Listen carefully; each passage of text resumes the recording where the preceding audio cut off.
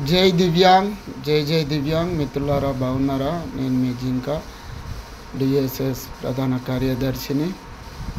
నేను ఎప్పుడునూ మీ ముందు ప్రతి ఒక్క సమస్య పెడుతూనే ఉన్నాను. కానీ కొంతమంది స్పందిస్తున్నారు, కొంతమంది స్పందిస్తలేరు. స్పందిస్తున్న వారిని బట్టి ప్రత్యేకంగా థ్యాంక్స్ మీకు అందరికీ. ఎందుకంటే ఎన్ని రోజులు ఓపిక పడదాం మిత్రులారా? మనము ఒక్కసారి ఆలోచించండి. ఉపాధి లేదు, ఉద్యోగం లేదు, కనీసం ఉన్న పెన్షన్ అన్న పాత ప్రభుత్వం ఏదైతే పెంచాదో ఆ ఉన్న పెన్షన్ అన్న టయానికి వేస్తుర్రా అంటే అది కూడా లేదు. ఎందుకు చెప్తున్నానంటే మిత్రమా, కొంతమంది ఫేక్ అంటున్నారు. ఒక్కసారి ఆలోచించండి. ఉన్న పెన్షను టయానికి కూడా పడతలేదు మిత్రమా. ఎంపీ ఎలక్షన్లు అయ్యేంత వరకు ఒక్కసారి ఆలోచించండి. నేను తప్పు చెప్తున్నానా లేకుంటే కరెక్టే చెప్తున్నానా? ఒక్కసారి ఆలోచించండి. మనము ఎంపీ ఎలక్షన్లు అయ్యేంత వరకు 1-2 తారీఖు వరకు పోస్ట్ ఆఫీసులో పడ్డాయి, 3-4 తారీఖు వరకు బ్యాంక్ అకౌంట్లో పడ్డాయి. కానీ ఈ నెల 12 తారీఖు మిత్రులారా, ఈరోజు నేను పెడుతున్న వీడియో 12 తారీఖు. ఈ 12 తారీఖు వరకు కూడా పోస్ట్ ఆఫీసులో పడలేదు మిత్రులారా. ఒక్కసారి ఆలోచించండి. ఎన్ని రోజులు ఓపిక పడదాం? మరి పొంగులేటి శ్రీనివాస్ సార్ అయితే ఏమంటున్నారు? పెన్షన్లు కొన్ని రద్దు చేస్తామంటున్నారు.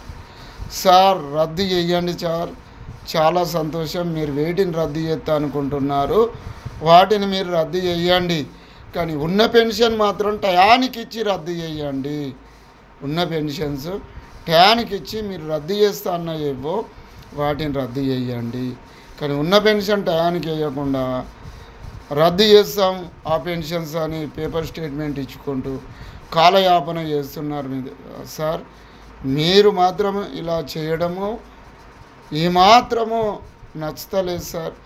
మీరు తప్పకుండా మాకు టయానికి పెన్షన్ వేయండి. మాకు ఉద్యోగం లేదు, ఉపాధి లేదు. కనీసం ఎంఏ బీఈడీలు పిహెచ్డీలు చేసాము, ఎన్నో ఆశలతో ఎదురు చూస్తూ ఉన్నాము. ఉద్యోగము ఏదో ఒకటి ఉపాధి దొరకలేకపోతుందా అని ఎన్ని ప్రభుత్వాలు మారినా ఏం మారినా మా దివ్యాంగుల బ్రతుకులు మాత్రం మారతలేవు సార్. ఏమంటే ముష్టేసినట్టు ఒక పెన్షన్ వేస్తున్నారు. ఆ పెన్షన్ కూడా టయానికి వేయండి అని మా డిమాండ్ సార్.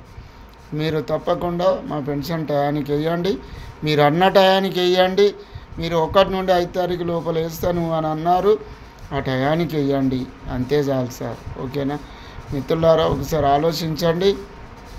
దయచేసి ప్రతి దివ్యాంగునికి చేరేంత వరకు వీడియో షేర్ చేస్తూ ఉండండి. ఎందుకంటే ఒక్కలన్నా నా లెక్క తయారవుతారు, ఒక కార్యకర్త లెక్క అవుతారు.